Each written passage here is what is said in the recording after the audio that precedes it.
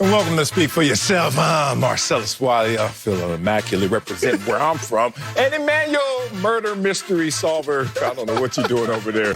Author, crime fighter. What's going on with what you wearing today? Author, crime fighter. Big dog. I never knew that lavender worked with brown, but it does when you put it on, big dog. It does, especially show the watch. Show the watch. Next contract. Let's get started with college basketball. Yep, I said it. Baylor dominated Gonzaga last night on the way to their first national championship. The Bears never trailed in the game and ended Gonzaga's bid for a perfect season.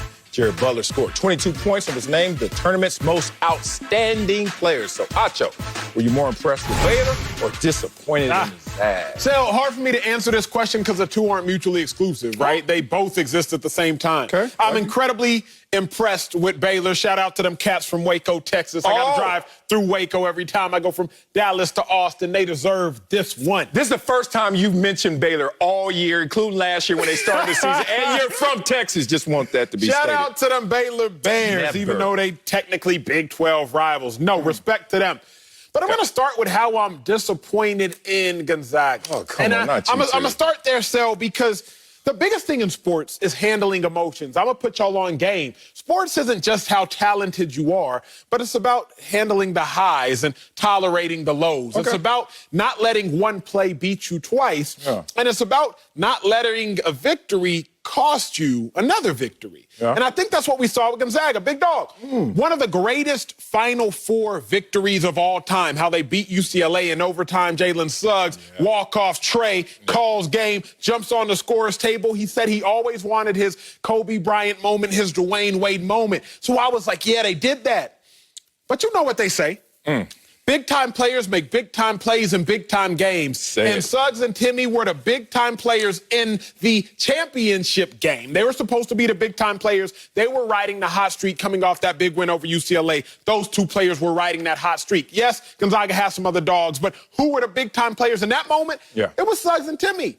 Okay. And what happened to those big-time players in that big-time game? The moment I feel like they tried to force it, instead of letting the game come to them. Suggs, 2 fouls by the 17-minute mark in the first half. 2 fouls, and now you sat down, you on a game 3, early turnovers. Where they do that at? Timmy, you have 4 early fouls by the 10-minute mark in the second half. You had 4 turnovers. Where do they do that at, Sel? Big-time players, big-time plays, big-time games. Yes. Now, I understand the issue. My sophomore year in college, I'm playing in a national championship game. There you go again. You had one good year. Okay. Texas had one good year. I was there. That's all I hear about this sophomore year. What about the other 3 years, damn it? Experience, expertise. Okay. My point is this. What? I've been in a situation where you're about to play in a national championship game. was. So before the game, you're in your bedroom that night thinking, okay, I'm going to hit the game-winning shot. I'm going to be the hero. I'm going to make the bucket that we ride off into the sunset on. Then you get into the game. And you start to get a little nervous, start to feel those jitters. I understand what happened to Gonzaga. And that's why I'm a little disappointed in them, because it's like, hey, y'all can't let the UCLA game, y'all can't let the euphoria of that moment still ride into this game and now be what cost you. Now, I'm going to talk about why I sing Baylor's praises next, but early on, the team that had the opportunity to go undefeated for the first time in like 46 years, you got to find a way to get it done. Oh, okay. I disagree with you because you wanted to talk about the losers. Oh, I'm so disappointed in the Zags. Winners and losers. You know why winners comes first? Because that's what you're supposed to focus in on. I'm impressed with the Baylor Bears, not just in a micro sense of them winning the national championship this year, but in a macro sense, just talking about the program in general. Go back to 2003. Go way back to when they were having some scandals on the team, murder charges between teammates, etc. 4-win seasons. You're talking about a team with sanctions. I mean, at the bottom of the barrel. And they've climbed all the way from those lowly points to this moment right here. It culminates here. But what I saw yesterday in the micro sense was desire on display, was dedication, all those corny cliches we see in the high school weight room, college weight room, I would say in this sense, of how you go out there and exude what you really feel and what you really believe. There's a difference between what I saw Gonzaga trying to do, which is live up to the expectations that they created themselves of being perfect, versus Baylor. Like, oh, y'all don't think we're supposed to be here, or we're underdogs. Oh, that team's supposed to be better than us. Well, let's show you why we're better than them. This is how they executed. They went out there and played swarming defense. Before Gonzaga could blink, it was 9-0. Now, in college basketball, that's like 27-0, like dog year scores. And then all of a sudden, you saw the defense swarming, taking one of the most efficient offenses we've seen in NCAA history out of this flow. You know how this goes. When we go out there, we are supposed to think before we get out there so we can react off instinct when we're on the field, on the court. What happened yesterday was Baylor said, whatever you're thinking, whatever your second nature is, we're going to disrupt that. Now we're going to see how you respond to that. They couldn't respond. Baylor swarming defense stopped them at the three-point line.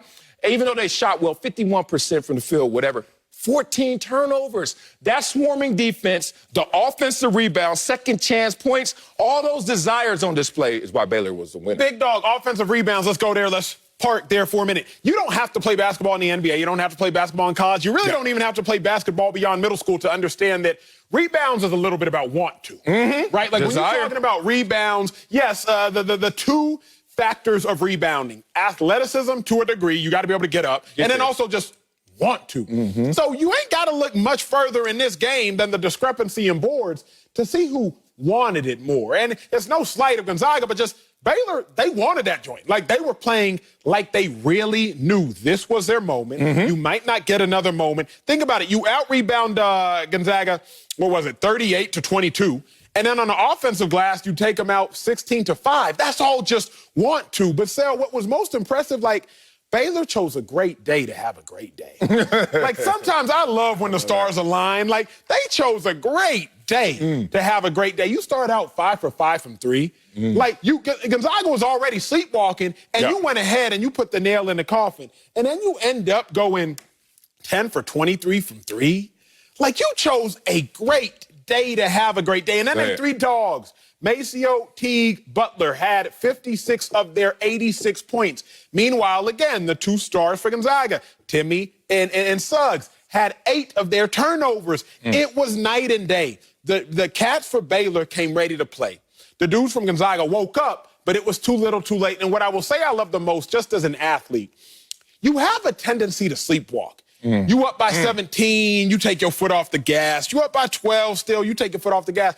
So you looked in the eyes of the Baylor Bears the whole night, and it was like locked in the entire time. Locked in, locked in, locked in. To me, that was probably the most impressive feat of the night. But let's bring in an analyst of basketball, Slick Rick the Bucher, to see where he stands on this. So, Slick, were you more impressed with them Baylor Bears, or were you disappointed in Gonzaga? Well, I appreciate you, Acho, talking about the mutual, not being mutually exclusive, that we can do both. I was impressed with Baylor, and I appreciate, Marcellus, that you like to accentuate the positive, but I'm going to go with Gonzaga being a little more disappointed. Me being a little more disappointed in Gonzaga than impressed with Baylor. Baylor, after all, was a #1 seed. It's not as if they hadn't demonstrated that they could do this. And Gonzaga had to know, conversely, that UCLA had just given Baylor the blueprint for how to play them. And that's the 11th seeded UCLA Bruins. Baylor had more athleticism, more physicality. It basically took what UCLA did to take Gonzaga to the final shot and was able to just amplify that. So, look, it confirmed, or it certainly validated all the suspicions about this being sort of a fugazi perfect season coming into the championship game, that they play in a relatively soft conference. Their non-conference schedule, it wasn't that great. It was convenient. I mean, they played a couple teams, Kansas and Iowa, but nobody who could do ultimately what Baylor did. And here's the thing. UCLA took you to the wall. You should have known coming into that game that Baylor was going to do all that and more. And yet, to Acho's point, it took them 7 to 8 minutes to make the adjustment, having those guys up into them and saying, you know what, if they're going to pressure us like that, we got to start back cutting. There is a way to release that pressure. It just took them so long to adjust and make the adjustment. Look, I don't know if it would have made a difference, but ultimately that game would have been a lot more competitive if Gonzaga had come prepared to face what they did in Baylor. And after what UCLA did to them, I just don't understand why they weren't more prepared. Well, I think they were prepared. I just think that the tank was empty. Acho was talking about, when I brought up rebounds, how that's a desire statistic. A lot of times it's just how much do you want it. It's not so much how much you want it, it's what do you have to give towards what you want. And I look at a 19-year-old, 20-year-old, 21-year-old. These kids were emotionally and physically spent when you're talking about Gonzaga. Think about it. 48 hours prior, they're out there celebrating what felt like a national championship, but was really just a Final Four victory. And when you're in that moment, you're going to overtime. Someone's gnawing all the flesh off the bone while you go out there and finally win in a buzzer-beater fashion. Emotionally, the high of that. And then physically, the low of how you've been spent in this moment just to get to a national championship game against the Baylor Bears. Let me tell you who the Baylor Bears were. The team that last year, before the tournament was canceled, won 23 games in a row and was going to be a top seed. This year starts off 18 wins in a row. But then they had the 3-week break of COVID, and all of a sudden, the shine of Gonzaga and their perfect season was really outshining what Baylor was doing, struggling against Iowa State, losing in the Big 12 tournament, and then losing and splitting with Kansas. All of a sudden, you're starting to look at the Baylor Bears like you shouldn't be looking at the Baylor Bears, because the Baylor Bears were evenly matched with this same Gonzaga team that they would have played earlier in the year, but didn't because of COVID. All that adds up to me is that I'm impressed with a team that was able to respond to its adversity, Baylor, versus another team that had the same adversity, plus, here's the cherry on top, the pressure of perfection. And Gonzaga's not so much disappointing, but there's just another one of the teams all the way going back to the 70s that has not found their way all the way through perfection. You said the pressure of perfection. I think you hit the nail on the head, Sel, because at the end of the day, Suggs is what, a 18, 19-year-old cat? Wow. You're dealing with the most euphoric moment of your life. People are comparing you to one of the all-time greats in NCAA history, or at least one of the all-time great moments in NCAA history, mentioning your shot and the likes of those of Christian Laettner and great moments like that. And then in 48 hours, right, you got a backdoor and put on another heroic performance against a team that is a team that is hungrier than you. That is tough to do. Slick, what you got? Except that they were the #1 seed from the beginning of the season. It's not as if this pressure and this expectation crept up on them. They were carrying this. Jalen Suggs and everybody else on that Gonzaga team was carrying that all year long. And yes, they beat UCLA in dramatic fashion. And yes, for a freshman, Jalen Suggs having that moment, what had to be extraordinary. But they also, it was in their mind that this wasn't about getting to the championship game. This was about winning a championship and having a perfect season. And that's why that idea that suddenly, like, they were blindsided or the pressure became too great in that last game, I feel like that was always there on the shelf. It was always a target for them, and they should have been, again, I feel like they should have emotionally been a little more prepared to say, hey, we escaped UCLA, but we still have to get done what we came here to do. And ultimately, they didn't look like they were ready to get that done. It was suddenly new to them. Yeah, the tongues were hanging out. Wow, you're playing against a team that is as much talent as you, if not more, in terms of athleticism at least, that also was resting basically in their Final Four game against Houston. They won that by 19, one of the 5 teams in NCAA history to win both of its Final Four games by more than 15 points. They were chilling, saying, come on, while we saw, obviously, Gonzaga look spent. But let me ask you this. Gonzaga was not able to complete the first undefeated season in 45 years. But, Acho, was their season a success or a failure? It's going to sound harsh because of the connotation that comes with the word, but it was a failure. Pro sports, college sports, these things are pass-fail classes. You are not graded on a letter curve. Professional sports, collegiate sports at this point in life, it's a zero-sum game. It's not like life where we can all win and Marcellus can win and have a great life and Acho can have a great life and Slick can have a great life. No.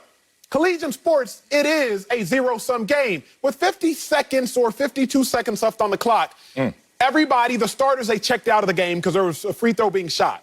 And one team, Gonzaga, they were tears, crying, embracing each other, realizing that they came up short. The other team, the Baylor Bears, celebrating, high-fiving, dapping each other up because they realized they maximized their moment. So, unfortunately, the season for Gonzaga was a failure because Baylor, they got what they wanted. That was winning the chip. The Bears did. But Gonzaga, they came up short. You don't cry tears because you succeeded. You cry tears because, unfortunately, you realize you failed from accomplishing the ultimate task of winning a championship. Damn, Acho. I mean, I might be disappointed in Gonzaga, but I'm not going to step on their necks. Goodness gracious. I mean, Seriously, look, God, they got to the championship game.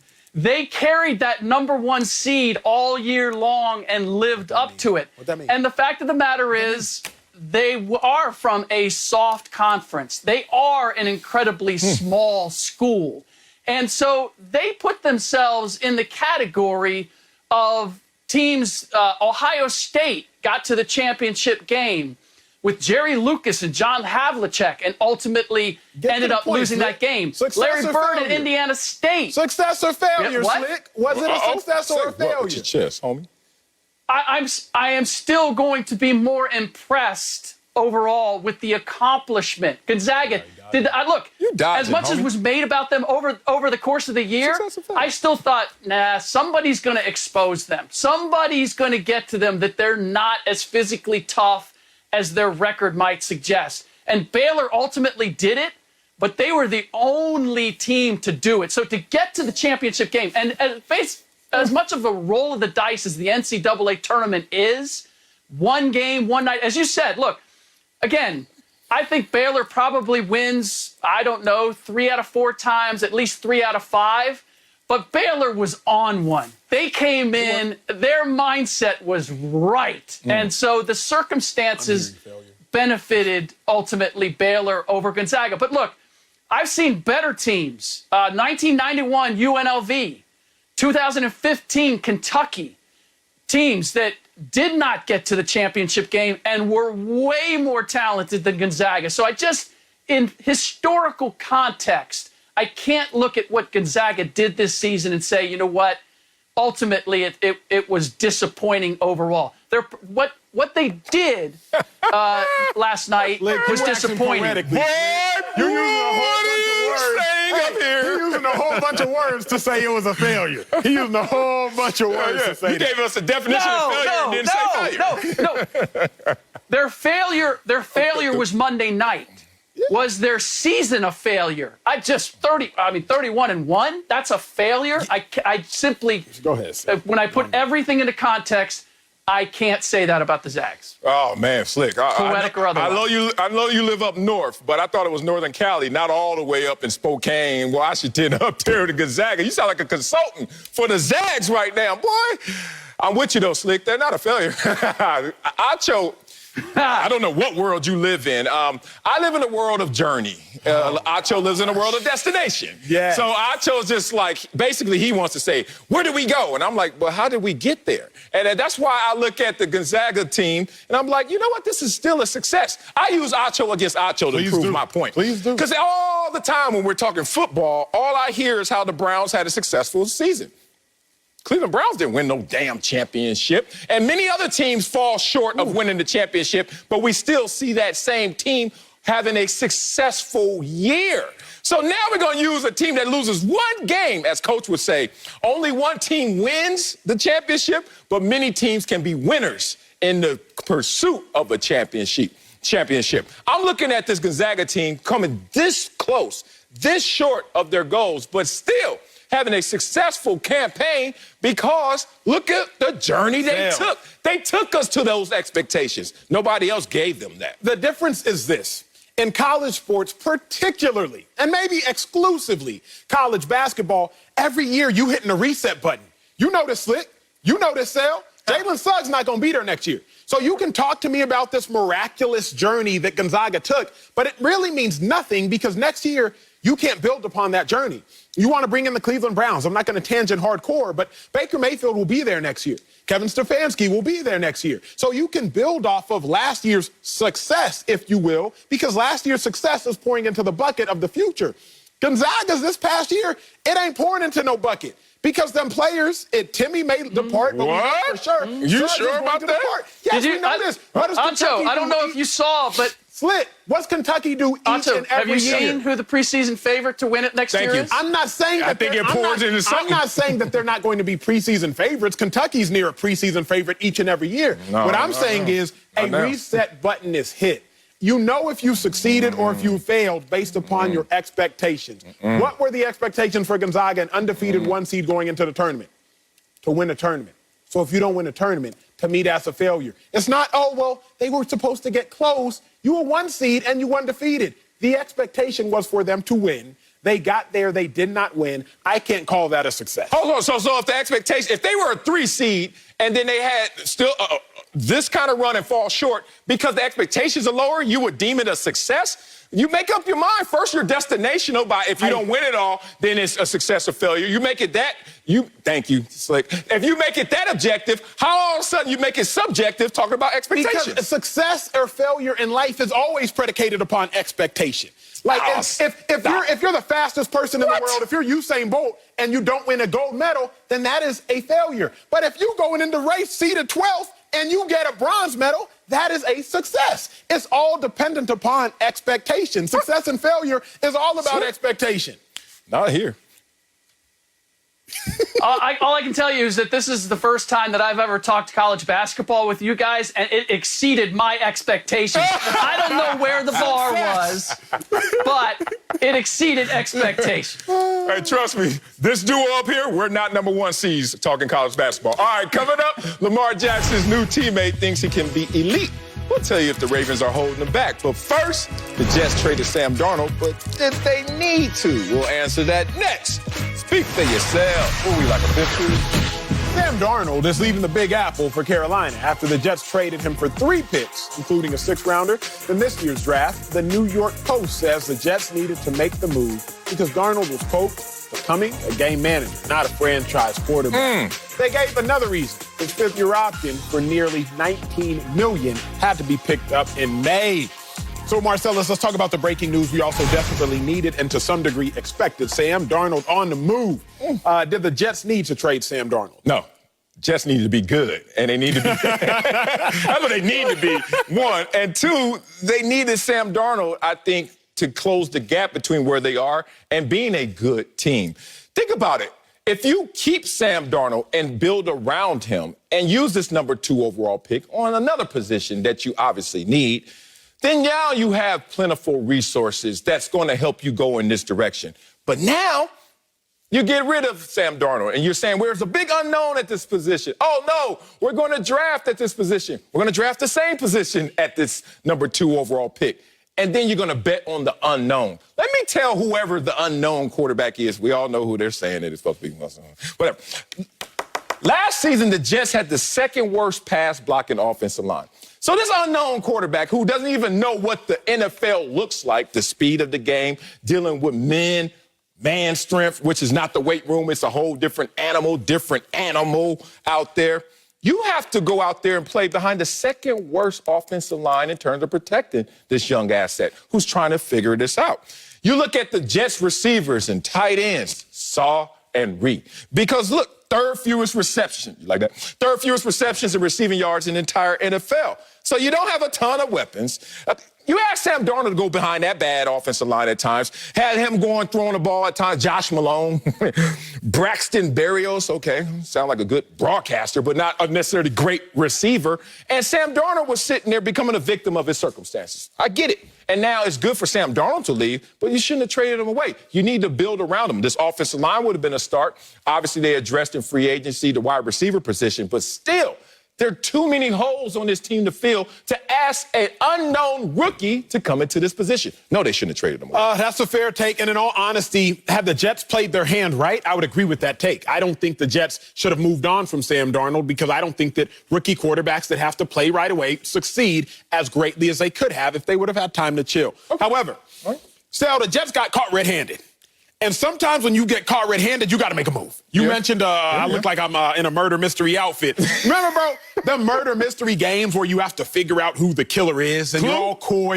You can call it Clue. I played a game called Mafia. You got to figure out who the killer is. And once they identify you as the killer cell, you might as well make the move because you've been got. You outed. They got you. They know who you are.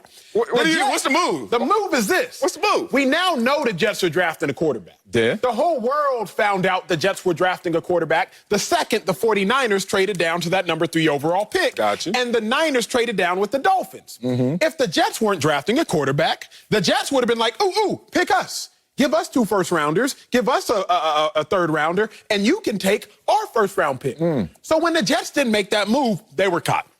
We know y'all drafting a quarterback. So since we know you're drafting a quarterback, New York Jets, we know y'all don't need Sam Darnold. Because we know y'all don't need Sam Darnold, stop fronting. Stop acting. Don't play it coy. You've been caught red-handed. Go ahead and move them. Okay. And that's what happened with the Jets. So I'm with you. Have they played their cards right? Okay. Have they not been outed? Keep Sam Darnold. At least keep Sam Darnold closer to the draft. At least keep Sam Darnold and continue to build leverage upon Sam Darnold as you figure out exactly what you're going to do. But once the whole world knew y'all drafting a quarterback, the whole world knew y'all not keeping 2 quarterbacks under 23. Yeah. What you need 2 young quarterbacks that do nearly the exact same thing on your roster for, assuming they take Zach Wilson, which you kind of alluded to. Yeah.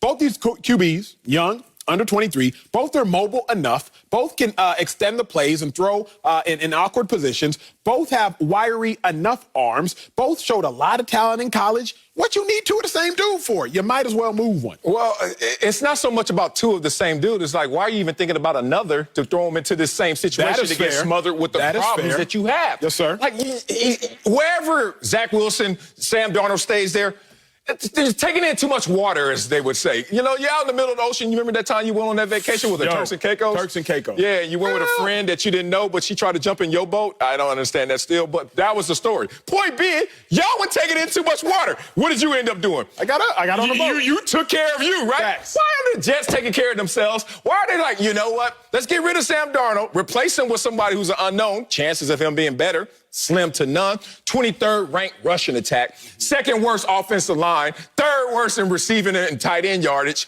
Oh, yeah, Zach Wilson, come save the day. Zach Wilson could be like, hey, bro, let me remind y'all, I didn't play against top talent even in college, let alone now going to the pro level. And then all of these are the negative surroundings. I get Robert Saleh wants his new quarterback. And Joe Douglas is like, I ain't draft Sam Darnold, so he's not my guy either. But loyalty aside, brother, or lack of loyalty, you got to do what's right for this team, not just that one position. But I guess the real question we're answering, or asking rather, is did the Jets need to draft Zach Wilson? Because assuming the Jets are drafting Zach Wilson, they need to trade Sam Darnold. I think me and you were on the same page. Right. The Jets never needed to draft Zach Wilson, right? If we can talk the real, this, Jets, if y'all had the opportunity to get 2 first-round picks and a 3rd-round pick or whatever else the Dolphins hauled in for their number 3 overall pick. Played it better. Jets, play your hand better. Yeah. Because what it seems like we really kind of getting to is Zach Wilson, if at all an upgrade over Sam Darnold, is not a major upgrade over Sam Darnold. But you know what is an upgrade over the number 2 overall pick? 2 future first-round picks and a 12 overall pick. So assuming the Jets are drafting a quarterback, I do think they move on from Sam Darnold because I don't want – if you're going to draft a young quarterback and you already have a quarterback on the roster, a solid one, you want him to teach him, learn from under his wings. Aaron Rodgers learned from Brett Favre. Patrick Mahomes learned from Alex Smith. Jordan Love learned from Aaron Rodgers. Lamar Jackson learned from Joe Flacco. But Sam Darnold ain't got nothing to teach Zach Wilson. So it's really just the blind leading the blind. So assuming, they are drafting Zach Wilson, then yes, trade Sam Darnold. The kicker for me is they shouldn't have never drafted Zach Wilson, should have kept Sam Darnold. Yeah, it's crazy. I mean, this is going to be the 12th starting quarterback, assuming it's Zach Wilson, in the last 10 years for the Jets. Like, this carousel, it just takes me back to junior high. People thought I wasn't that cute. I don't know what they were seeing because I thought I was, but little Gary Coleman would. I looked a mess, dog, in junior high school. But I had a really beautiful girlfriend because she liked me for me. Hey, shut up. Miss Adams. I call her Miss Adams right now. I won't say her name. Davita. Davita Adams, right? So in junior high school, I was so proud because she was my girlfriend. Then I get to high school, and everybody from every neighborhood is at this school, right? So my ugly ranking got even lower because this dude's married, right? saturated. The market got saturated. Right, it got saturated. And then, week one, I had my eyes on somebody. Beautiful. Problem. Was you still with DeVita? No, she left. She moved away. Okay, I had to see what Broke my heart. That's the kind of guy I was working with. Yeah. You trying to catch me slipping right there. DeVita, love you, girl. I know you're married, but enjoy your life. Here's the thing. I get to high school, and I'm like, I got my eyes on her. Okay. Problem was, everybody had their eyes on her. And then I looked up, I said, you know what? I'm going to talk to her. Fast forward. It didn't work out. You know why? I was ugly, duh. And two, she had too many options. Here's the thing when I bring this back to the Jets. The Jets situation to me is troubling and puzzling because this is a team that is looking at other situations and saying, we don't want to address the line. We don't want to address the running game. We don't want to address the defense fully. We don't want to address all these issues fully. They got 21 picks in the next 2 years, and they decide to go lateral, if not backwards, to go get a situation like that. The Jets are ugly. That's what's simple about this, and they don't understand how ugly they are. Wait till they play this year. They'll be in high school. Coming up, should NFL players be pushing for a 36-week pay schedule? Oh, this is going to be good right here. We'll answer that next. Don't speak for yourself. That ugly's rubbish. For the first time ever, it's a WrestleMania edition of SmackDown. Friday at 8 Eastern, 7 Central, only on Fox and the Fox Sports app.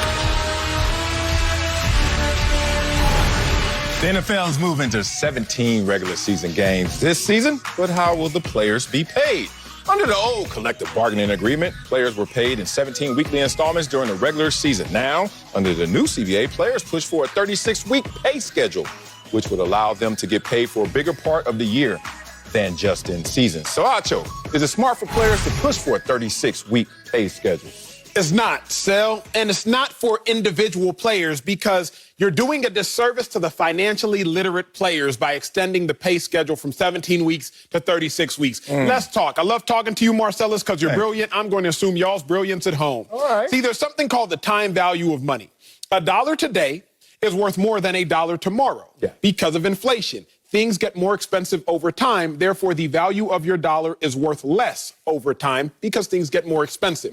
So if I was going to be paid $1 million, I would rather be paid that $1 million in 17 weeks as opposed to 36 weeks because there are 19 more weeks that I could use that $1 million to make more money. Roughly 5 months, I could use my $1 million to make me more money. And the players, the financially literate players, are now being robbed of that ability. So I don't love the NFL expanding the payday for that reason. There's so many layers to this conversation, so many places to go in this conversation. And the last thing I will say is this, though, on my first lap. I understand why you have to do it. Okay. You're trying to protect the players from themselves. Yes. You have independent neurologists on the sidelines now because you're trying to protect players who get concussed from going back in a game. You're trying to protect the players physically from themselves.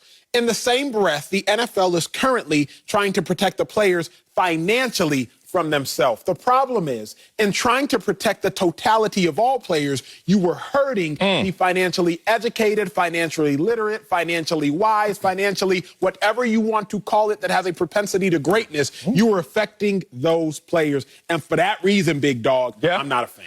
How many of those players, give me a percentage you would say that are financially literate before I get into my take? 30%. 30%? Boy, stop. You want lesser? Yeah, take a digit off. Probably the 3. Take the 3 off. 0. So look, what you were saying idealistically, fundamentally was correct. But literally, it was incorrect in terms of the literal translation to reality. Like, we lived through it. So I can come up here and give you podium talk and tell you, you know what? Protect those 30% to me, pretty much single-digit number of players that actually know what to do with their money. But then in reality, living through it, I have to talk to the people from that place, from that vantage point, which is you have to do something to make these players more financially literate. Now, schools don't tell you how to be financially literate for the average American. Let's talk now about multi-million-dollar corporations, which are called athletes. You're in your 20s. You have not even learned how to make proper decisions. Your frontal cortex is not fully developed. Like, we're immature just by age. And certainly when you talk about the dynamic of giving a 21, 22-year-old millions of dollars, he's also inexperienced with that inordinate amount of money. He went from 0 to 100 real quick. And all of a sudden, what flips is the family dynamic. So now you're the richest, and people assume the smartest, but you're the least experienced. I don't give a damn if mom and daddy was broke. The fact that they have lived longer and have a greater perspective and value of money, whether they have it or not, is what players lack, value of money. I give you this example before we pass the baton. I had two best friends graduating from college, myself and two guys who went to Wall Street. Yes, sir. I go to the NFL and I'm making my $1 million in my contract. They're making tens of thousands, lower hundreds of thousands. Great by American standards. Not great keeping up with the Joneses in the NFL locker room. But what happened was they started to learn a lifestyle based on value of how to live off an $80,000 a year salary. Sir. Their fish tank was this big. My fish tank was millions of dollars of big and gallons of water, which all of a sudden this fish got as big as this tank and started to realize I'm as big as all of this water. But what happens in real life is you don't need to live that way, protecting yourself from yourself. While we are starting to big and get to a point where we are living bigger, greater than our means, most people are learning that value conversation and climbing up.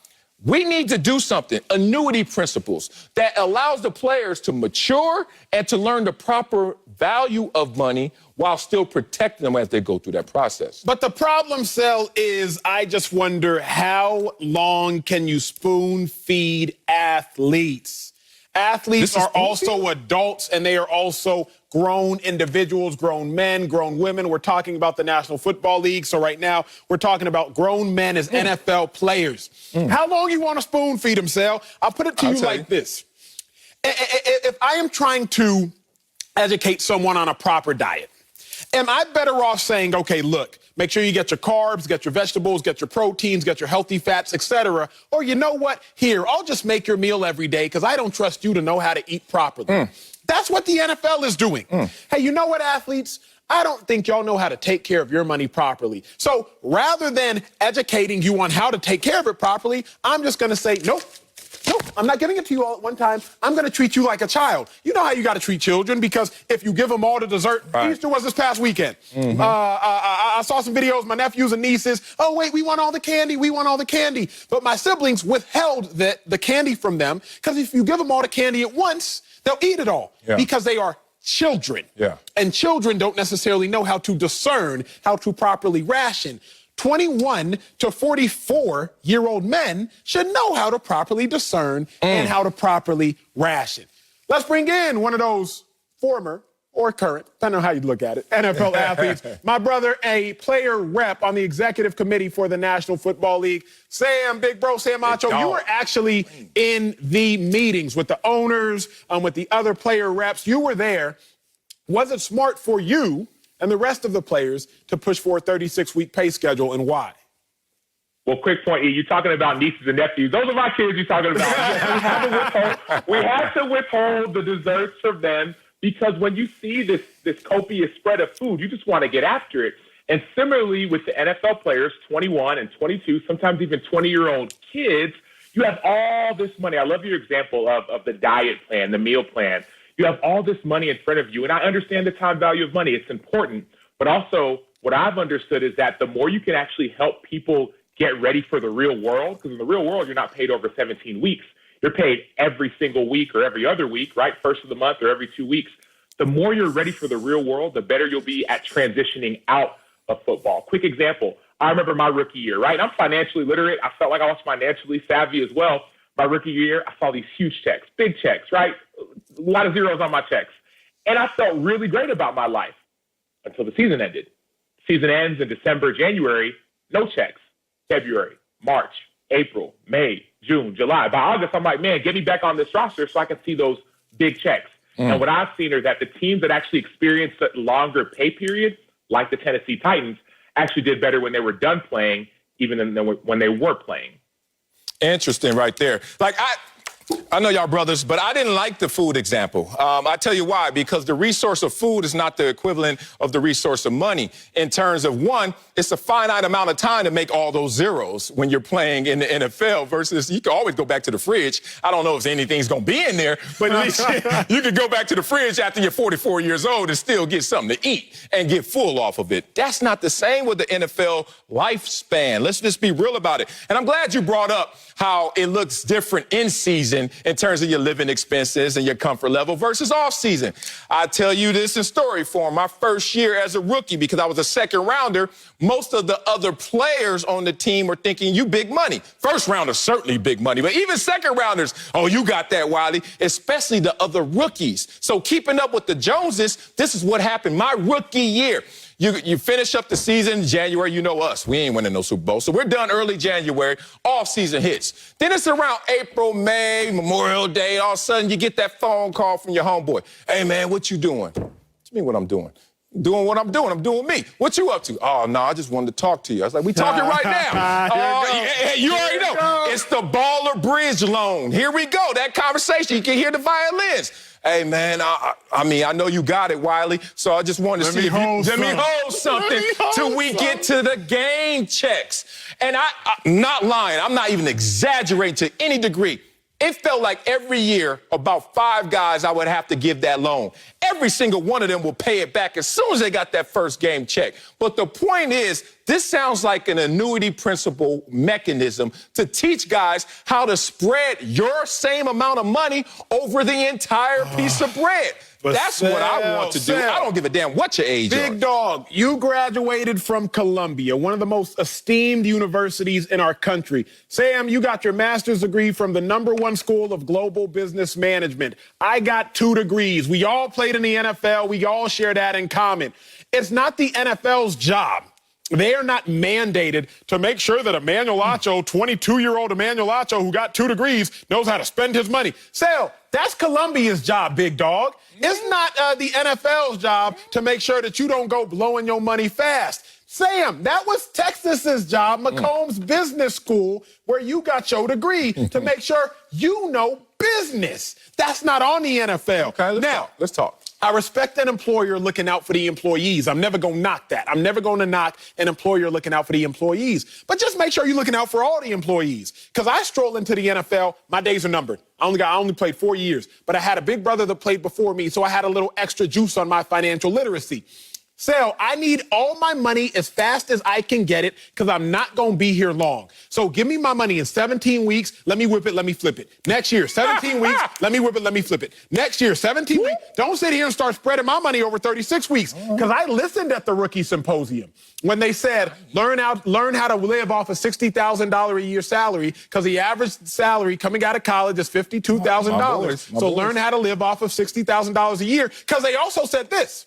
It takes the average NFL player 3 years to realize he's retired. So make sure you have $180,000 in your account and you can live off $60,000 a year. Your boy was listening. You went to the symposium, Sam. You went to the symposium, I assume, Sal. Yeah, the first one. I went to the symposium. I was just listening. I don't need a babysitter. That's all I'm saying.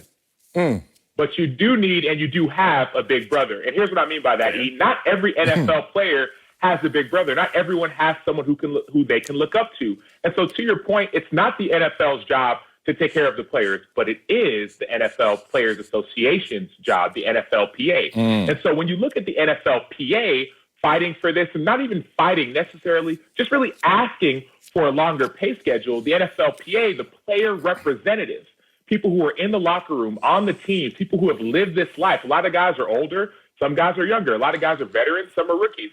People who understand what it's like to be in an NFL locker room and to receive those checks, and people like Sel who got those calls for those loans saying, hey, I need a little bit of bread, because they don't whip in and flip in and cook in. They needed money. They needed money. We understand that longer period is huge for NFL players. And so just to your point, Emmanuel, I get it. It does hurt those few financially literate players in the NFL. But let's remember, that number is few. It's not the majority, and nor is it even close to the majority. Yeah, let's talk about this, man. I learned this from Me being a father of 4 kids that while they're growing, like NFL players are in terms of growing into their manhood and into the real world scape, you don't buy the size of the clothes that they can wear right now. You buy the size of the clothes they're going to grow into, okay? You know why? Because you want to give you and them some time to experience those. You keep buying what your kids are wearing right now, you got about 2 days with them wearing it, and then they're going to continue to grow. This is why I love this approach, because it's like, look, we're still going to clothe you. We're still going to take care of you. It's your money. But guess what? We know you're going to continue to grow. And right now, you make an impulsive decision that you will regret. But because it's spread out and it's still in front of you, you won't act just in this moment. You will have foresight of the next moment, knowing that next check is coming. And all of a sudden, you get into this auto system, this auto pay of budgeting. And that's, to me, the end goal of all of this. And let's be 100% real up here.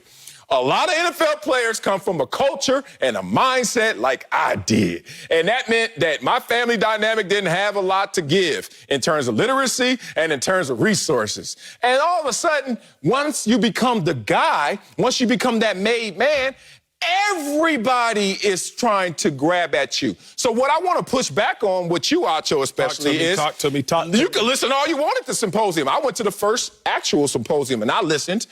But this negative connotation that every player spends all of his money just because they're frivolous in their spending. No, they have not been equipped with the mindset, the understanding, and the resources, and even with a pure heart of gold. They go home, mama wants something, daddy wants something. You can't be out here shining and they ashy. So you try to close the gap, and all of a sudden you find yourself stretched thin. I don't think it's always a bad thing that these guys find themselves in this situation, but it's something to protect them so they can know it could be a good thing. Fellas, I just believe this is an indictment on the intellect of NFL players. You do? But it has to be. What do they say, Sel? Give a man a fish, feed him for an hour, teach a man how to fish, feed him for a lifetime. What the NFL is doing right now is they are giving players fish. Okay, we're going to spread it over the course of time, and what we are just going to do is babysit y'all while y'all are in the NFL. But if you taught them how to fish, figuratively speaking,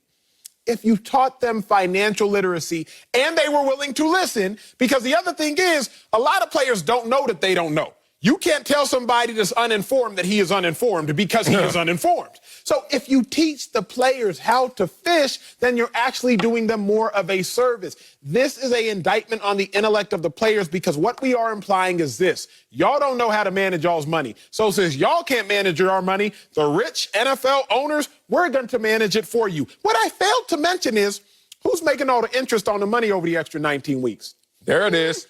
They are. What I failed to mention is the players who could be accruing this extra, probably cumulative $500 million or so across the, salary cap, probably accruing the $200 or so million over the course of 19 weeks. Who's earning interest on that money? And if it comes down to money, the players ain't making it. The owners are by holding on to it. Emmanuel, if I can just make one final point. Statistically speaking, this 36-week pay schedule is not anything new. The Tennessee Titans have actually lived this schedule for a long, long time. And we actually went and did the research, right? This is my NFLPA jacket I'm throwing on for a second. We went and did the research, and we looked at the statistics. Obviously, we all know the stats. Within 2 years of retirement, a lot of NFL players are either broke, depressed, divorced, along those lines. But then we looked at Tennessee, and there were very few players on the Titans that were depressed, divorced, bankrupt. Why? Because they learned a better way of how to manage their money. And so, yes, I understand there is a time of spoon feeding, but it's not forever. It's just for a time until you learn how to eat right, until you learn how to decide where the right meal is, until you learn how to say no to the desserts and say yes to them fruits and veggies. Interesting, man. Let's torture this example about how to fish. The NFL is not taking away the opportunity to teach you how to fish. How to fish is how to make money. The NFL is certainly helping you out and learning how to fish because they're giving you the opportunity to make money. You know how to get more fish. Go out there and ball out. You eat what you kill. However, all the NFL is trying to say is, man, y'all coming back with a lot of fish, and then I catch you at the reunion, and you ain't got no more fish. So here we go. Little portion control, homeboy, because since you got drafted, you won't become a man that day. I hate when we always do this. I remember when I turned 18. I was like, am I supposed to be different in this world? Because I'll let you know, yesterday I was 17 and I'm still as immature as I was yesterday. Then you turn 21 and you're like, yo, I was 20-something yesterday and I was immature now. And then you get drafted. And there's nothing sadder than walking around and people you look up to for leadership in different ways and esteem, all of a sudden they just turn on you about face and say, no, you got the answers. No, you mean I got the money. I don't have the answers. I need somebody else to help hold my hand. I know that doesn't sound right, but guess what? You need someone else to continue to learn from. Acho, you didn't even understand how much Sam was helping you out just by the osmosis of that brotherhood and relationship. I didn't have anybody in the NFL to talk deep and dark about money. So guess what I did? 2 chains, 3 chains, 10 chains, 5 cars. And then I looked around, I was like, that ain't doing it. And that's not helping everybody else out. Thank God I made enough and a lot where I could be in a good situation, but I'm thinking about others in this situation. Everybody doesn't have a big brother in the league, so hopefully the NFL can supply that. Coming up, can Lamar Jackson be an elite quarterback, or are there Ravens holding him back? We'll answer that next on Speak for Yourself. You got $5? You watching Speak for Yourself. Marcel Swally with his peer up here, Emmanuel Acho. Nice watch. Let's head to Baltimore, where the Ravens finished last. I mean, dead last in passing last season. And all eyes are on Lamar Jackson. Reports say wide receivers do not want to play in Baltimore's run-heavy offense.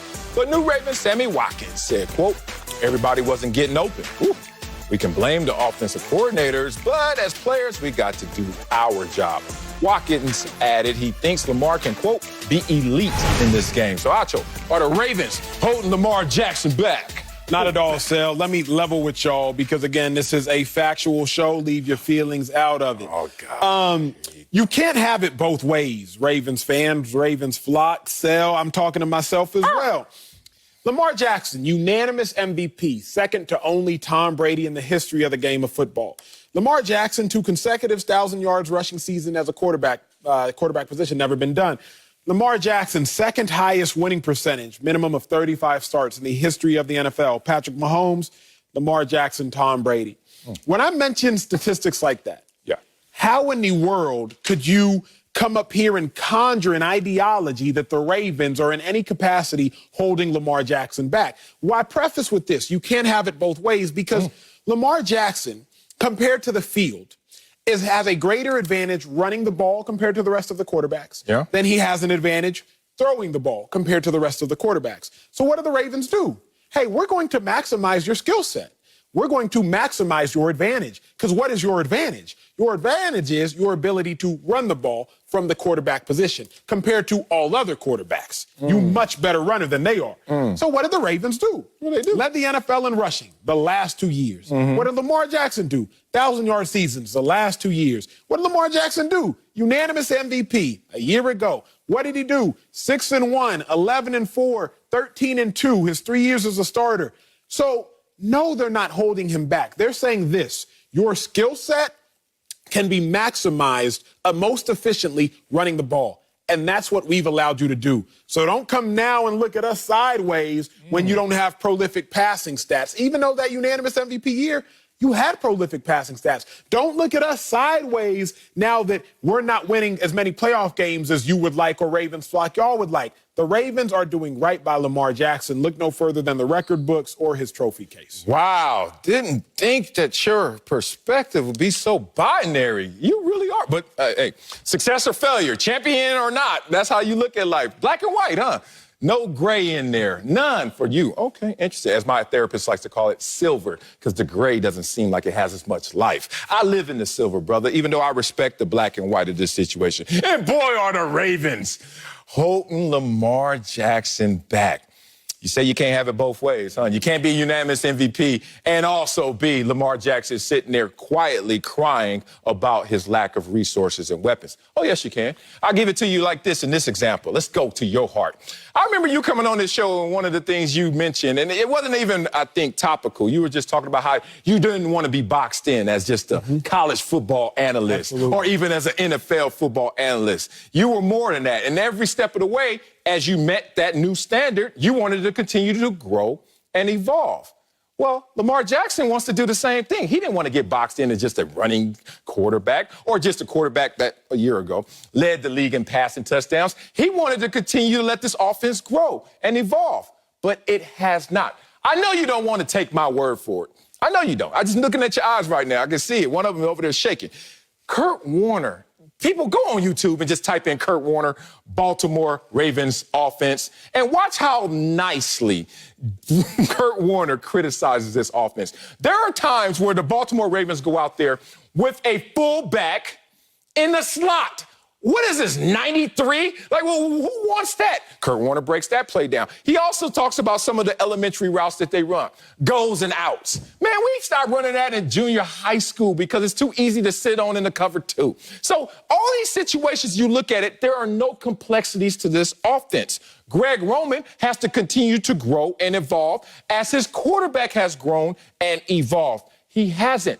Greg Roman is a top 10 rushing offensive coordinator and bottom 10 passing offensive coordinator. That has been the line on his resume his entire career. So when I look at the Baltimore Ravens, I know why receivers don't want to go there. Not because of Lamar Jackson, because they're like, look, dog, no matter what you do, you led the league in passing touchdowns, y'all still gonna run the ball way too much. And as a receiver, I want my touches, and I'm not signing up for all this run blocking unnecessarily. So until Greg Roman evolves, you will never see the full blossom of Lamar Jackson. The issue, Sel, isn't, I don't think that you're wrong. The issue is that we have to understand that the Ravens would simply be robbing Peter to pay Paul. Right? And I had to look up the origin of what that was. I was like, I thought Peter and Paul got along in the Bible. And then really the origin of it is the Roman Catholic Church, the St. Paul Church, St. Peter's Church. You're supposed to pay taxes to one. And the Roman Catholics, some of them would rob paying tithes to that church to pay the other church. Okay. So what the Baltimore Ravens would be doing is robbing Lamar Jackson's rushing statistics, rushing prowess, rushing dominance to pay his passing statistics, passing prowess, passing dominance. But either way, you are still going to rob one to lend to another. If Lamar Jackson enters a league, Sel, and we're like, you know what, Lamar Jackson, you ain't running 40, so we're just going to lean into what you want us to lean into. Forget your ability to run. We just going to come out here and spread him out and let you throw the ball. He wouldn't be the unanimous MVP that he is. Why would he not be that? Because as a defender, and you have been there, I've been there in the linebacking core, knowing the front of the defense, knowing the back of the defense. What allows Lamar Jackson to pass the ball with such great wide open passing lanes is the threat of the run. You know you have a fullback in the slot, and I'm not going to go all NFL analytical on you, but I'll try to simplify it for you. When you have a fullback in the slot, you're doing that because you have a fullback on the field, which means you're going to bring an extra linebacker, bigger body, slower body, like Emmanuel Acho, onto the field, and you're going to spread me out just so you can get back to running the ball. There is a method to the madness. I don't think that Lamar Jackson isn't, it's this. Is Lamar Jackson being held back from passing the ball more efficiently? Yes. But at what cost? That's the question. Let Lamar Jackson go out there and pass the ball all the time and pass it around the yard and all that stuff. Are we still going to see the same rushing dominance? I don't think so. I don't know. Yeah, see, but the confirmation bias is just that play right here. We're literally living through a vacuum of self-fulfilling prophecy as we watch Lamar Jackson. I don't disagree at all. Look, we talk about in this country all the time with every single ism out there. You name it, it's an ism for it. And people are like, well, they already boxed me in, and all I'm doing is living my life, not really living it, but just trying to prove that I'm not what you boxed me into being. And Lamar Jackson, since his collegiate career, since winning the Heisman, has been stuck in this box that he can't throw. There's never been someone leading the league in passing touchdowns who couldn't throw. Maybe you should lean more into it until you have results that say different. Look at it. Kaepernick, I'm telling you, he got exposed. Why did he get exposed? Because he had Greg Roman. Greg Roman didn't involve Kaepernick, and Kaepernick at one time had the most tools of any quarterback playing in that NFL at that moment, and he didn't evolve. He didn't grow. Now you got Mark Andrews out there tight end, who's a beast. You got a fullback in the slot. You got Hollywood out there acting like he's playing receiver, even though he's got talent and he's good. What the hell is Lamar Jackson supposed to do with the top 10 drop percentage in the league as well? Top 10 drops. Here's my only thing is we have to look at it both ways. See both sides of the coin. We haven't seen both. Lamar Jackson is a unanimous MVP in his sophomore season. Only two. Yeah. I can't complain about that. Lamar Jackson, I hope you can't complain about that. If somebody would have told you, hey, big dog, you'd be the last pick of the first round, but by your second year, you'd be a unanimous MVP, and you'd have a collective record of 19-3. I think by the end of his first 2 seasons, Lamar Jackson wouldn't complain. The Baltimore Ravens, if someone were to tell you Lamar Jackson would be a unanimous MVP, you wouldn't complain. Mark Andrews, he was taken in the 3rd round as a tight end. Yeah, but he contributed to that MVP season. Yeah. Everything they did contributed to that. The last thing I'll say is this. I don't like when narratives change our idea of people, meaning Lamar Jackson, he lost his playoff game 2 years ago, sophomore season, because the Titans ran for 195 yards on the Ravens. That really ain't have too much to do with Lamar Jackson. The Titans ran for 195 yards on the Ravens. So they lost that game. So now the narrative, because Lamar Jackson lost the playoff game, he didn't play great. But now the narrative is, oh, they holding him back? Now this year, lost to your Buffalo Bills by 14 points. Lamar Jackson, you threw a pick 6 from one end zone to the other. That's a 14-point swing. What that got to do with Greg Roman? What that got to do with the Ravens offense? You threw that pick 6, Lamar Jackson. So I just land here. Yes, they are holding him back from passing the ball, but the question you really have to ask yourself is, at what cost? Yeah, well, at the cost of this team playing optimal football. It's a passing league. You're not going to lean into the passing game when you have a guy who's proven that he can lead the league in passing touchdowns. Why wouldn't you lean that way so far? Talking about let Russ cook, let Lamar cook, and let's figure this out. But you know what? I'll give it to you like this. When I was retiring, I remember sitting there. I'm 32 years young in the locker room. I said, this is it. My body hurt. I tore my groin off the bone. My knee was sore. I was like, I'm done. And then Cass was like, dog, what you gonna do, Wiley, when you're done? I said, I really don't know just yet. Probably get fat, party, and golf. That's what I'm gonna do. But I'm gonna find me a purpose. And someone screamed out, and I forget who it was, but it was somewhere around Fred Taylor's locker room, but it wasn't Fred. Somebody said, Marcellus, your best years is right here playing ball. You ain't gonna do nothing out there better than that. I said, I guarantee you one thing. I don't know what it is, but my highlights ain't gonna be behind me. They're gonna be in front of me. Imagine you, Lamar Jackson, and after your second year, you gotta really internalize that maybe my best highlights are behind me in my second year, not in front of me, because this offense doesn't continue to grow. Greg Roman, come on, man. Balance this thing out. Let Lamar cook. Coming up, Zach Wilson could be on his way to New York. We'll tell you if he's an upgrade over Sam Darnold. That's next on Speak Video. Let's head back to the Big Apple. That's New York. Because the Jets, they made a big move yesterday, trading Sam Darnold to the Panthers for 3 picks. Darnold was 13-25 in his 3 seasons as a Jets starter. Now, New York is expected to move on to their next quarterback by drafting former BYU standout Zach Wilson with the 2nd overall pick. So, Marcellus, let's talk about it. Is Zach Wilson an upgrade over Sam Darnold? No. And why do I say that? 2 reasons. One, I haven't seen anything on the NFL level from you, Zach Wilson. So guess what? You're already behind the 8 ball in this conversation. But more importantly, if I compare them at the same time and leave a lot of the conjecture to the side, but just look at them through the eyeball test, I don't see how much better Zach Wilson is versus a Sam Darnold. Now, I remind people who Sam Darnold was in college. Sam Darnold had all of the skills, all of the tools necessary. Sometimes some errant interceptions, a little gunslinger in that respect because he had all those tools, but still a guy that I believed in, went to a top program as well. Now, you're trying to tell me Zach Wilson's better because he has, as you said, a more wiry arm or he has a little more elite arm talent. Okay, but arm talent doesn't get you to the Mount Rushmore of quarterback greatness. Goodness. How many times are we going to go through this Peyton Manning, Ryan Leaf situation? How many times are we going to look at the top of the draft and realize it's just a crapshoot, big dog? These evaluators are still using the same archaic evaluation process and then saying we guarantee results. How about the fact that the transition from the collegiate level to the pro level eats its own? I've seen it happen so many other players. I was a 2nd rounder. I had a 1st rounder in front of me and a lot of guys behind me. And it was just coming to eat us all. And you have to adapt. You have to adjust. I don't know what Zach Wilson's going to do coming from where he is right now to the media market of New York City. On top of that, I don't know what he's going to do with this team that has the 2nd worst offensive line in protection, 23rd worst in rushing offense, and then a defense that had its own issues as well, and receivers and tight ends that were problematic. What is he better at right now? In my mind, I don't see enough of the gap for you to take that risk. I think that's solid. Zach Wilson isn't an upgrade over Sam Darnold, but I do think he'll look like it.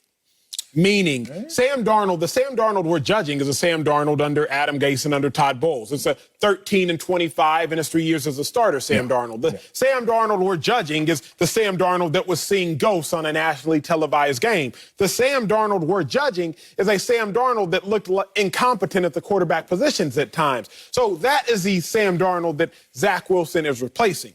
I don't think that's the Sam Darnold we'll see going forward, but that's the replacement. I'll draw a parallel. Ryan Tannehill gets hurt. I believe it was the 2017 season. We all thought Jay Cutler was going to be an upgrade for the Miami Dolphins. When Cutler goes out of retirement and comes back to play for the Dolphins, we thought he'd be an upgrade over Tannehill because Tannehill looked incompetent at times given the fact that he was a first-round pick for the Miami Dolphins. Then Tannehill goes back to the Dolphins under Adam Gase. Underwhelms. Not good. Dolphins bring in Ryan Fitzpatrick. We starting to think a little bit like, hey, maybe Ryan Fitzpatrick, Fitzmagic might even be an upgrade over Tannehill. We later go on to realize Ryan Tannehill is a dude. He goes to the Titans. Titans are having one of their best stretches of 2-year and 3-year periods in God knows how long. And we realize, you know what? Cutler and Fitzpatrick weren't near an upgrade over Tannehill. But at the time, we were almost believing they would be. Same breath. Zach Wilson, I don't think he is an upgrade over Sam Darnold, but I think he might just look like it. Let's bring in NFL analyst Bucky Brooks to get his take on things. So, Bucky, talk to me. Is Zach Wilson an upgrade over Sam Darnold? Absolutely. It's not even close. He is absolutely an upgrade over Sam Darnold. I know that we like to hold on to what we thought Sam Darnold was coming out of college, but we have to go on what we see in the pros. And what we've seen in the pros, the numbers are what they are. He's last in completion percentage since 2018, last in passer rating, and last in touchdown to interception ratio. And I know he's played with a cast of characters. We can say that the Jets haven't provided him with enough weapons on the outside. But answer me this. You're the number 2 overall pick. At some point, you're supposed to flash something that shows us that you're special. We haven't seen those special moments from Sam Darnold. And I know we can put all of this on Adam Gase and the dysfunction of the organization, but when you take guys high up in the draft and you're 3rd overall, there's an expectation that you can make some of the pieces of the puzzle right. He hasn't been able to do that. So all of this optimism that we believe that just because he changes scenery, things are going to change for him, I'm not so sure. And when it comes to the Jets, I would say this about Zach Wilson. Zach Wilson is a more natural player at the position. Arm talent, the way that he goes about it, he plays the position the way that you always want to see quarterbacks play it. And then when you put the fact together that the offensive system that they're running is going to be a quarterback-friendly offense. So not only are you getting a more talented player playing in a system that is more conducive for the quarterback playing better, you now get to reset the clock, save money, and put that money in other areas of the team. So, yes, Zach Wilson is better, and the Jets are better when they put Zach Wilson in the lineup over Sam Darnold. Man, stop. Bucky, I love you too much for let you go up there and say, absolutely, and then have that pregnant pause like we're supposed to be like, boys, he was better. First of all, let's take this in chunks, in bite-sized portions. He wasn't better in college than Sam Darnold was. Just let you know that. Okay, Sam Darnold in 2 years had more passing yards, passing touchdowns, and wins in his 2 seasons than Wilson did in his 3 seasons playing against different competition. But I forgot. I was at the games, and I just watched Zach Wilson on TV. Maybe I got lost in that transmission of him not winning as much and playing as well statistically. But Bucky sees different. Okay, that's fine. Now, if you want to talk about the fact that Sam Darnold against ranked teams in college was much better than even Zach Wilson was. Wilson was 2-4. Sam Darnold at least sitting there 500 against these guys, 6-6. Huh? Okay, I'm going to leave that alone because you can still look at a player and say, despite him not having overall success, you still see the talent in him. But now you come out here and you tell me you didn't see moments from Sam Darnold with the Jets. Despite all around him trying to grow flowers out of that concrete, he still went out there. I remind you, 2019, the end of the season, when he had 6 wins out of the last 8 games. You remember that? Oh, you don't remember that. Oh, when he went out there and all of a sudden started to have higher completion percentage than Drew Brees, Patrick Mahomes, Daniel Jones in those last 8 games. So I'm only pointing that out because there were moments. But how many moments do you expect? You had Adam Gase as your head coach, man. So I understand they're cleaning the decks right now, but I think that they threw out the baby with the bathwater. You should have kept Sam Darnold. Here's the thing, Marcellus. You've been a very accomplished player. I would like to think that you didn't always have A-level coaching as your D-line coaches or maybe your defensive coordinators, but you were such a baller that you were able to outplay the coaching. Well, when I'm thinking that you were a baller, you can outplay some of the coaching issues that you have. We see that happen routinely in the National Football League. And so when I'm looking at Sam Darnold and I'm comparing him to Zach Wilson, you're bringing back these stats from 4 years ago in college. We're not in college anymore. I have to judge him based on what we've seen from the pros. And what we've seen from the pros, there's nothing in that suggests that, hey, he's a better player than Zach Wilson, and he is going to turn it around. I know hope springs eternal, but let's be honest. We have to be honest with the evaluation. It's a year-to-year league, and he hasn't progressed. He hasn't played at a level that should make us feel like he is going to be a guy that is a Pro Bowl player. Maybe it changes, but the odds suggest that it won't change. And so the Jets were right to go on in a new direction with Zach Wilson viewed as the centerpiece of this organization. Man, they've been going in so many new directions. It's the same ass old direction. Look, this is the 12th quarterback in the last 10 years. Stop it. Sam Darnold went 6-2 in his last 8 games over that 2019 season. 13 touchdowns, 4 interceptions. And y'all say y'all didn't see anything from him? Maybe you don't know where to look. Coming up, Bucky Brooks does not think Mac Jones should be a first-round pick. We'll tell you if we agree. That's next on Speak for Yourself. Welcome back. Make sure you enter today's Fox Bet Super 6 NBA contest for a chance to win $25,000. Download the Fox Bet Super 6 app and pick the outcomes of 6 of today's games for your chance to win. It's completely free to play. I should host Jeopardy, too. Let's head back to the NFL. Multiple reports say former Alabama quarterback Mac Jones could be drafted as high as number 3 to the 49ers. This news does not sit well with our own Bucky Brooks, who said he does not know why Jones is being viewed as a first-round prospect, much less a potential top 5 pick. Damn, Bucky. Bucky went on to say, comparing Jones' skills to those of Trevor Lawrence, Zach Wilson, Justin Fields, and Trey Lance, there's a drastic difference between the Alabama standout and those other projected first-rounders. Jones is nowhere near the athlete of Fields or Lance, and he lacks the magical arm talent to compete with the quartet in a game of horse. Acho, you agree with Bucky that Mac Jones is not a first-round quarterback? Hey, I think Bucky Brooks is more right than Bucky Brooks is wrong. I tell you that much. Okay. Let's be real. It's time for us to get hypercritical of these first-round quarterbacks or these alleged first-round quarterbacks, because that's what you do with individuals you're about to pay multiple millions of dollars to and get the keys to your franchise. Go. Mac Jones, as I see it, he actually has substantially more yards after catch than the other quarterbacks in question. Zach Wilson, Justin Fields. This ain't my opinion. These are the numbers. 53% of Mac Jones's yards came after the catch, which actually means his receivers were doing far more work than other teams' receivers as far as padding Mac Jones's stats. So who are the receivers in question? Shall we? Some of these receivers in question, they just happen to be the man on the far left, Jerry Jeudy, top 15 pick last year. The man in front of Jerry Jeudy, Devontae Smith, first wide receiver to win the Heisman since 1991. The man in front of him, if I'm not mistaken, looks like Henry Ruggs, top 12 pick from last year. The man to the right looks like Jalen Waddle, about to be a top 10 pick this year. So if I am getting this right, Mac Jones, 53% of his passing yards actually came from that group of receivers. He played with 2 of those receivers, 4 of those receivers at the end of last year, and 2 of those receivers all of this year. Jalen Waddle did get hurt. And those receivers are a top 15 pick, a top 15 pick, a Heisman winner, and a projected top 10 pick. I got to say this. I will not punish Mac Jones for playing with talent. That is asinine. But I will not give Mac Jones unnecessary praise either for playing with talent. I think Bucky's more right than he is wrong. Doctor, just tell me I'm all the way right, because I'm all the way right when it comes to this. Because like this is really easy. When you think about this, let's think about it, Marvel Comics. Let's think about the Avengers. And let's think about all the superheroes and those guys, right? Mac Jones is Iron Man.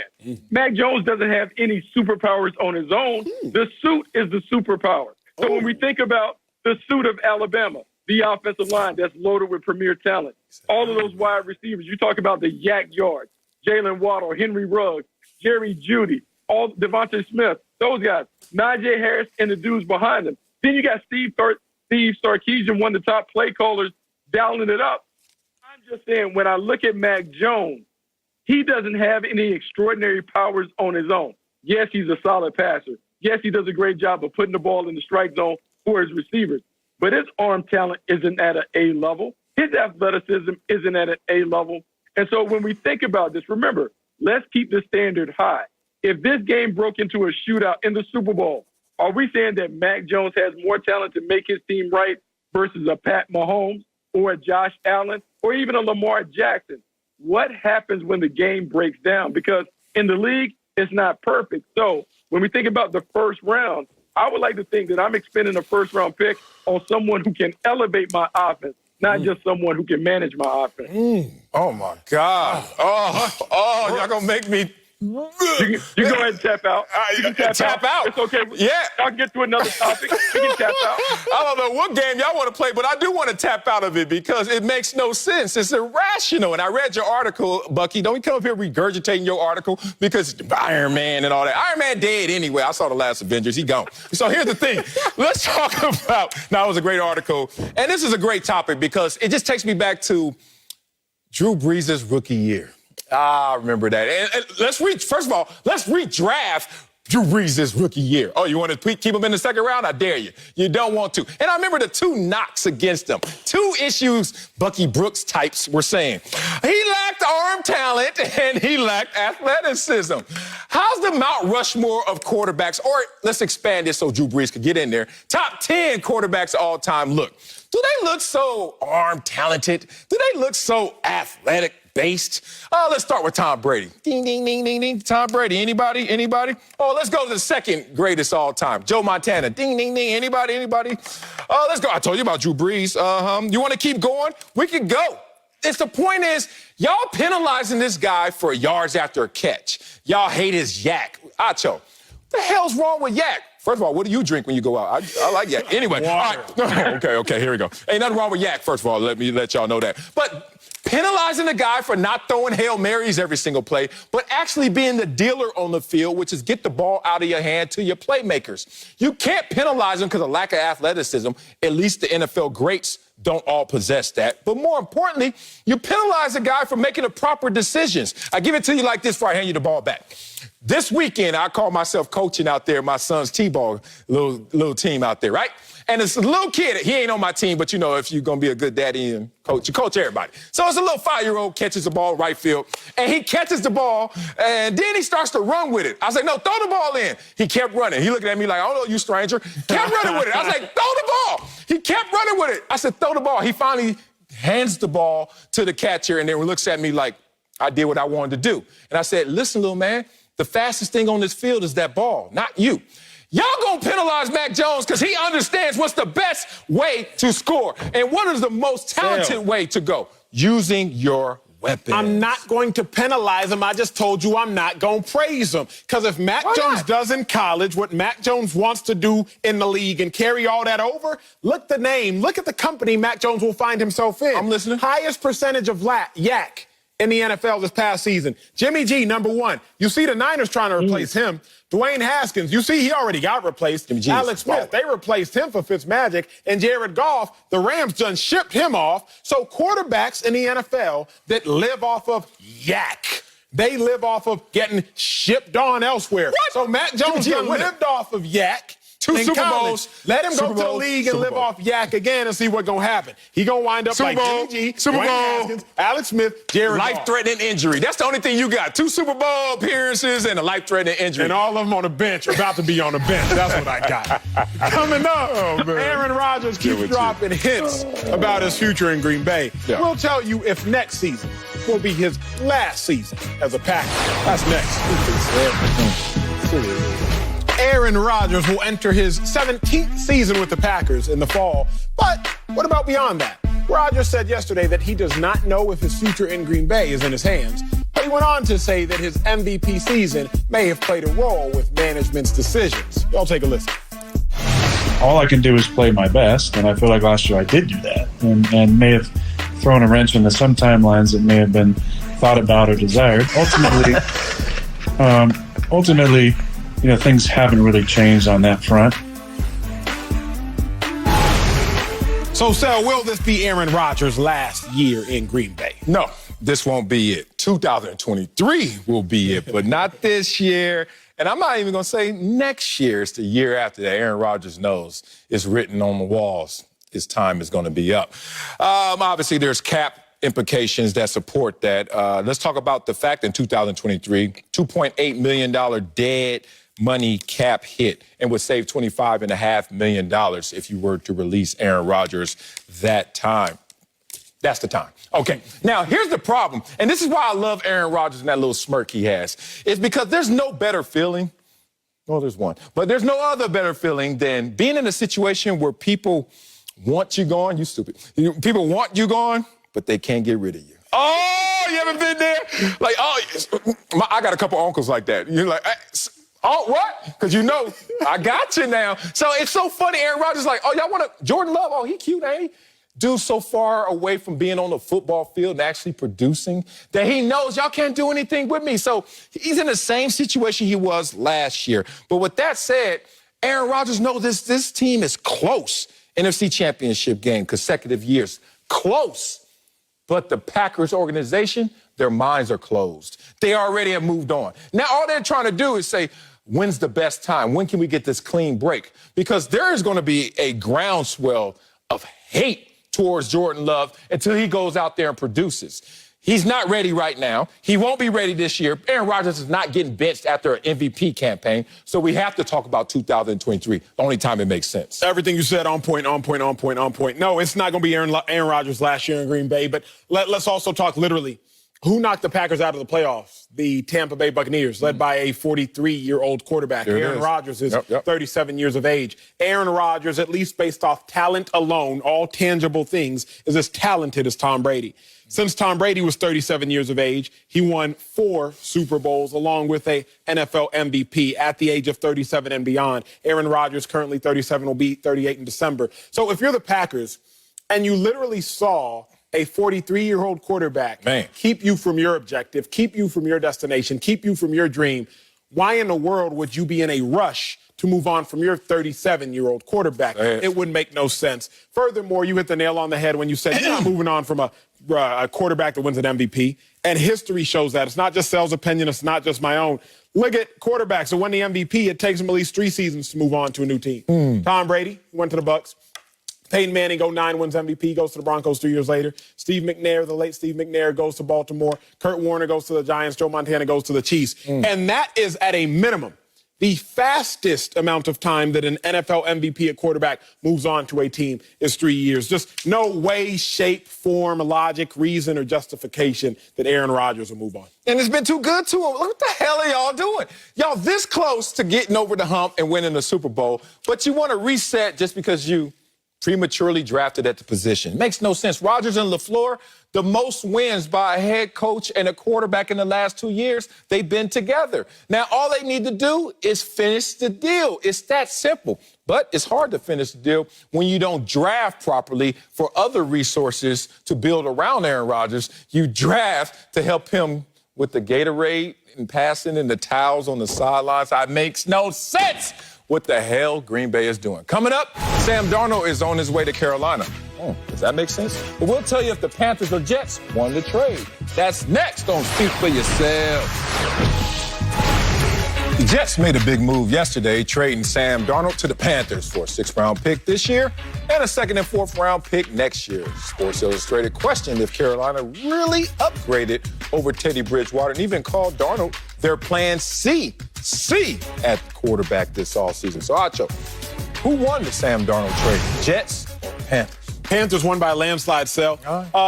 If you can get a potential NFL franchise quarterback for a 2nd-round pick, because really at the end of the day, that's what the Panthers had to give up, ain't nothing like it. I mean, think about this. The San Francisco 49ers just volunteered 2 future 1st-round picks plus a 3rd-round pick for the hope of a Justin Fields or Mac Jones at Trey Lance and hoping that they will pan out. I ain't got no idea if they will.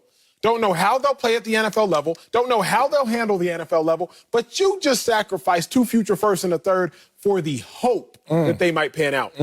Sam Darnold, you at least have seen some good. You've seen a whole bunch of bad, but you've seen some good. If you can get a potential franchise quarterback for a 2nd-round pick and a 6th-round pick, a 4th-round pick, you have to make that move, and you got to assume that it'll be worth it. Yeah, hope keeps me home, happily married, because trust me, I ain't going to never leave Anna Marie. I know how good I got it. Sam Darnold, that's right. At least she used to me. I don't give a damn how good it is, how bad it is. It's us.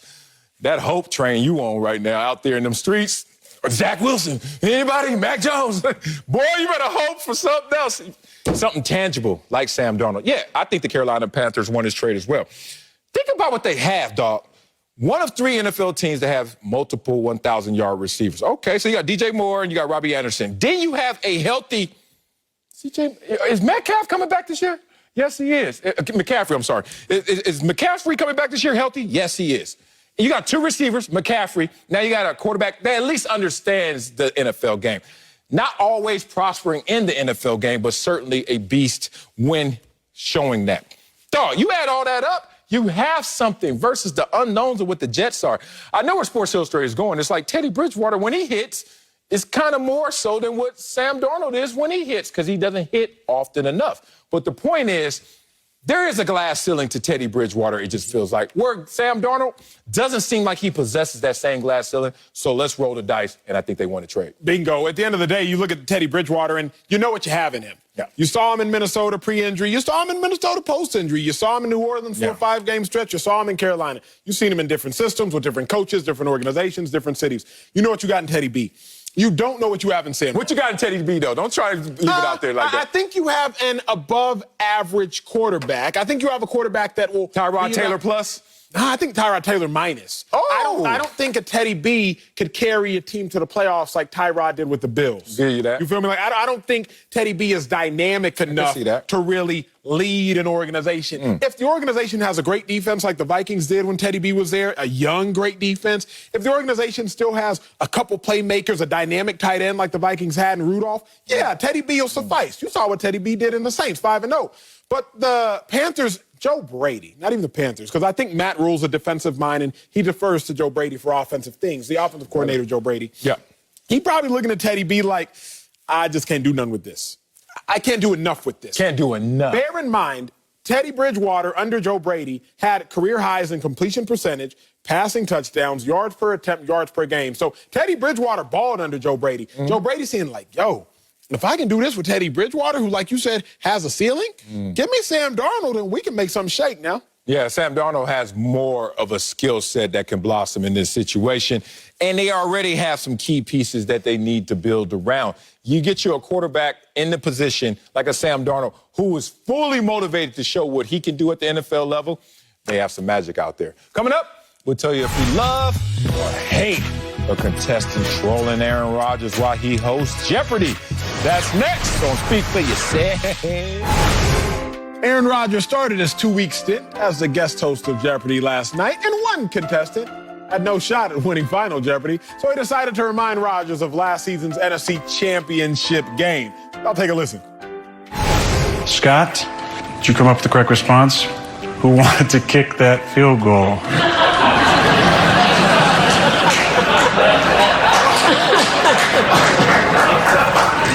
That is a great question. Should be correct, but unfortunately for this game today, that's incorrect. I love it. Marcellus, do you love or hate the contestant trolling Aaron Rodgers? You know I don't love that junk. Man is how I really feel, but I'm going to say hate if you force me to choose, because it's a very corny quality that we all possess. But stating the obvious and think it's so funny, like the low-hanging fruit is the tastiest of a joke. Let's be real. How many times does this happen to you, Acho? Hey, Acho, why don't you come over here? Let's talk. Let's have a uncomfortable conversation.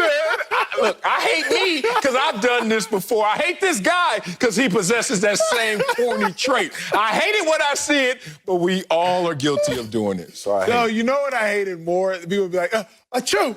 I haven't done that one. Are you done or are you finished? I love it though, Sal. No, I you mean, don't. every now and then you got to take the obvious joke. But first off, he ain't really trolling Aaron Rodgers. He's more so trolling the Packers, trolling LaFleur, trolling the head coach. And in all honesty, we still ain't got an answer.